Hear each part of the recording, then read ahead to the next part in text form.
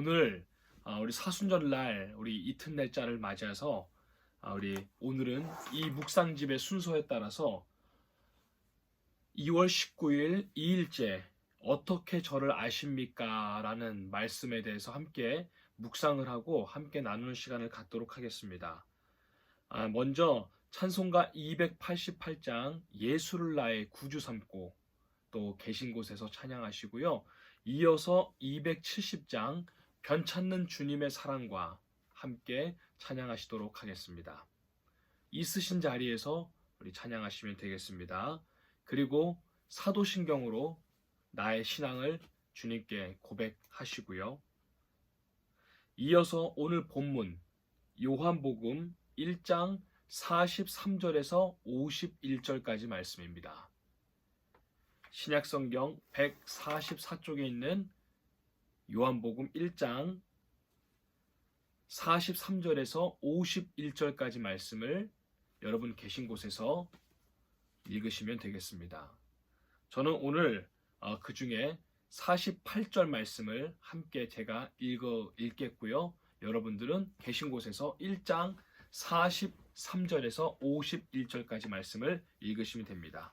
제가 1장 48절 저는 한 장만 읽도록 하겠습니다. 나다니엘이 이르되 어떻게 나를 아시나이까? 예수께서 대답하여 이르시되 빌립이 너를 부르기 전에 내가 무화과 나무 아래 있을 때에 보았노라. 아멘.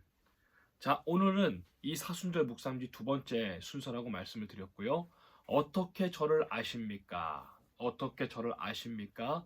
라는 말씀을 이 묵상집에 나와 있는 말씀을 가지고 또 제가 준비한 묵상과 설교를 가지고 여러분들과 함께 나누도록 하겠습니다. 이 묵상집은 정답이 아닙니다.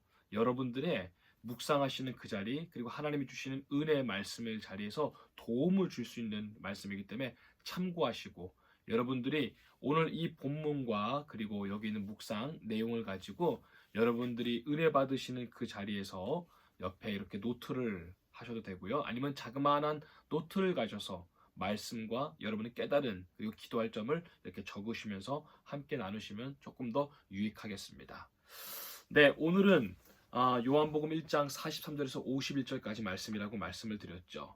사순절이 시작되었습니다. 사순절 40일의 기간, 부활절 전에 주일을 제외한 40일의 기간이죠. 이 40일 동안에 우리가 예수님의 고난, 십자가 고난에 동참하면서 나 자신의 신앙을 다시 한번 재점검하고 그리고 주님 앞에서 회개와 기도와 그리고 결단으로 나가면서 나의 생활과 몸을 정결하게 다시금 주님 앞에 한 걸음 더 성숙해짐으로 나아가는 기간이 바로 이 사순절입니다. 자, 여러분, 하나님을 믿는다는 것은 무엇일까요?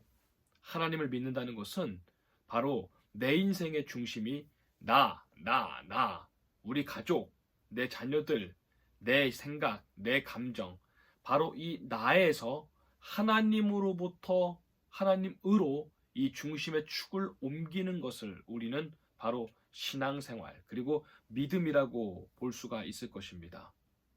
온전히 내 중심에서 하나님께로 중심의 삶의 축을 바뀔 때 그때 비로소 하나님께서는 내 인생을 책임져 주시고 도우시고 그리고 가꿔 주시고 역사하실 줄 믿습니다. 그것이 우리가 바로 신앙생활의 본질이요 그리고 우리가 무엇을 어떻게 살아가야 되는지 이 사순절날 재점검하는 기간입니다. 자, 오늘 그런 인물들이 있습니다. 오늘 본문에 기록되어 있죠. 먼저 안드레를 보겠습니다. 이 안드레는 예수님의 첫 번째 제자지요. 어떤 일이 있었습니까? 원래는 이 안드레는요 세례 요한의 제자였습니다. 그런데 이 스승이신 세례 요한이 예수님을 향해 이렇게 말했죠. 자, 하나님의 어린 양이로소이다. 예수님을 향해 하나님의 어린 양이라 라고 말하는 순간 이 안드레는 스승인 세례 요한으로부터 예수님께로 이제 예수님을 쫓아다니기 시작했습니다. 그러다가 예수님과 대화하다가 그날 이런 대화를 하게 되었습니다. 오늘 본문 조금 앞에 있는 1장 38절 말씀을 제가 읽겠습니다. 요한복음 1장 38절 말씀에 이런 말씀이 있지요. 예수께서 돌이켜 그가 따르는 것을 보시고 물어 이르시되 무엇을 구하느냐 이르되 랍비여 어디 계시오니까 하니 랍비는 번역하면 선생이라. 자, 안드레가 예수님을 향해 랍비여라고 묻습니다. 라고 부릅니다. 랍비란 여러분들이 잘 알고 있다시피 유대인들 사이에서 존경하는 선생님, 존경하는 율법 교사, 혹은 자신보다 조금 더 높은 상급자를 일컬을 때 랍비어라고 부릅니다. 이때만 하더라도 이 안드레의 인생의 중심의 축은 자기였습니다. 내 중심, 내 생각을 봤을 때 존경할 만한 선생님, 랍비어라고 부른 것입니다. 그런데 그날 하루 동안 예수님과 동행을 하게 됩니다. 그리고 이후에 예수님을 랍비어라고 부른 후에 이제는 그 호칭이 바뀌는 게 바로 41절 말씀입니다. 역시 41절을 제가 읽겠습니다. 그가 먼저 자기의 형제 시몬을 찾아 말하되 우리가 메시아를 만났다 하고, 메시아는 번역하면 그리스도라. 안드레가 예수님과 동행한 다음에 랍비어라는 호칭에서 메시아여라고 호칭이 변합니다. 이제는 구원자, 그리스도라고 부르는 것입니다. 자기 중심에서 바로 예수님 중심으로 인생의 축이 변하게 된 것입니다. 그리고 그는 예수님의 첫 번째 제자가 되지요. 그리고 자기의 동생 베드로를 예수님께 소개합니다. 자, 그리고 오늘 우리가 다뤄볼 두 번째 인물, 오늘 본문에 기록된 나다니엘이라는 인물에 대해서 우리가 또 주목해 볼 필요가 있습니다. 자, 안드레, 베드로, 그리고 빌립이 예수님의 제자가 되고 예수님을 쫓기 시작했습니다. 그 직후, 이게 불과 하루 상간의 일인데요. 그 다음에 친구, 이 빌립이 나다니엘에게 예수님을 소개합니다. 그게 오늘 본문 45절 말씀인데 역시 제가 읽겠습니다. 빌립이 나다니엘을 찾아 이르되 모세가 율법에 기록하였고 여러 선지자가 기록한 그 일을 우리가 만났으니 요셉의 아들 나사렛 예수니라. 그가 메시아를 만났다고 합니다. 그리고 모세 율법에 기록된 여러 선지자를 우리가 만났다고 빌립이 나다니엘에게 소개합니다. 그런데 친구 이 나다니엘의 반응이 영 미심쩍습니다. 아유, 무슨 나다니엘이 말하기를 나사렛에서 무슨 선한 것이 나올 수 있겠느냐 라고 말합니다. 나사렛이라는 동네에서 무슨 좋은 인물이 나올 수 있겠느냐, 무슨 선지자가 나올 수 있겠느냐, 무슨 메시아가 나올 수 있겠느냐, 아유 그런 거 없다 라고 정중하게 약간의 조롱하듯이 이렇게 거절합니다. 그런데 이 빌립이라는 친구가 나다니엘을 계속 이끕니다. 한번 와 보라, 한번 일단 보라. 여기서 우리가 교회에 대한 전도와 선교, 그리고 예수 그리스도를 소개하는 이 좋은 본보기가 바로 여기에 기록되어 있죠. 그렇게 나다니엘은 친구 빌립의 성화에 못 이겨 이제 가게 됩니다. 그때 나다니엘이 걸어오르는 모습을 보고 예수님께서 이렇게 말씀하시죠. 그게 바로 47절 말씀인데요. 보라, 이는 참으로 이스라엘 사람이로다. 그 속에 간사한 것이 없도다 라고 나다니엘을 그렇게 말합니다. 그러자 나다니엘이 그러죠. 아니 언제 저를 봤다고 저를 아십니까? 저를 어떻게 하십니까? 라고 예수님께 걸어오면서 물으니 예수님께서 말씀하시는 게 48절 말씀인데요. 친구 빌립이 너를 부르기 전에 네가 무화과 나무 아래 있는 것을 내가 보았다 말씀하십니다. 자, 나다니엘은 무화과 나무 아래서 무엇을 하고 있었던 것일까요? 무화과 나무는 유대인들 사이에서 생명나무라고 보통 그렇게 일컬어지곤 합니다. 바로 이 무화과 나무 아래에서 율법, 하나님의 말씀을 묵상하고 있었고 기도하고 있었습니다. 유대 전통에서 무화과 나무 아래는 평안의 장소이고 그리고 메시아의 시대가 오기를 간구하는 그런 간절한 공간을 상징하기도 합니다. 이 나다니엘이 간절히 그리고 갈급하게 자기 자신을 이게 정결하게 닦아나가면서 메시아를 기다렸다는 것이죠. 그것을 예수님이 미리 알고 보고 계셨다는 말씀입니다. 자, 여러분, 우리에게 이것은 많은 것을 교훈합니다. 주님은요, 여러분들이 지금 흘리고 있으신 그 눈물, 그 간절함, 여러분의 무화과 나무 아래에 있는 것을 주님은 보고 계십니다. 나는 주님을 보고겠지, 나는 주님을 믿거나 또 나는 주님을 때로는 어렵게 여기곤 할 때, 나는 주님께서 나를 과연 관심이 있으신가, 나를 알고 계신가라고 여길 그 순간에도 주님은 여러분을 미리 보고 계셨다는 것이죠. 여러분, 힘내시고 여러분 동시에 주님이 주시는 위로와 격려를 받으시기 바랍니다.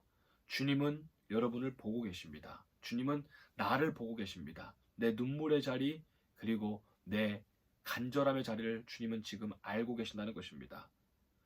자, 나다니엘, 나사렛에서 무슨 선한 것이 나올 수 있겠느냐 말했건만 지금은 자기를 꿰뚫어 보고 계시고 미리 알고 계셨던 예수님을 만난다면 뭐라 그럽니까? 그게 바로 49절 말씀인데요. 당신은 하나님의 아들이시고 이스라엘의 임금이십니다 라고 고백합니다. 자기 중심에서 내 인생의 축을 예수 그리스도께 옮기는 순간 큰 제자가 되었습니다. 주님이 또 이렇게 말씀하시죠. 너는 내가 무화과 나무 아래에서 너를 보았다고 그래서 믿느냐? 너는 이보다 더 큰 일을 보리라. 이 안드레, 베드로, 빌립 그리고 나다니엘 무엇을 보았습니까? 어떤 더 큰 일을 보았습니까? 예수님 중심으로 인생을 살자. 그들은 십자가에서 인류를 위해 돌아가시고 자기 죄를 사하시기까지 하나님께서 구원하시는 그 사랑을 보았고요. 그 예수님이 죽음을 깨뜨리고 부활하시는 부활의 장면을 그들은 직접 예수님과 만나게 되었고요. 그리고 육신을 가지고 하늘로 오르시는 승천하시는 모습까지도 보았습니다. 그렇게 중심의 축이 예수 그리스도로 바뀌자 우리 인류 역사상 가장 위대한 인간으로서 정말 접할 수 없는 그런 큰 것들을 보게 되었고 그 자신이 예수님의 제자가 되고 진정한 사도가 되어서 이제는 각 나라로 민족으로 흩어져서 제자가 되어 복음을 전하는 초대교회의 큰 인물, 우리 기독교 역사상 가장 큰 인물들인 사도들이 되었다는 것입니다. 자, 여러분, 이것이 우리에게 무엇을 상징합니까? 주님께서 뭐라 했습니까? 너희는 더 큰 일을 보리라. 우리는요, 그저 아이들이 좋은 대학 가고 자식들이 잘 되고 돈 잘 벌고 성공하고 출세하고 우리는 이것이 목표여서 예수님을 믿는 사람들이 아닙니다. 자기 중심대로 사는 사람들은 여기까지입니다. 요 정도로 만족합니다. 늘 쳇바퀴 돌듯이 뱅뱅뱅 거리면서 그 정도로 만족합니다.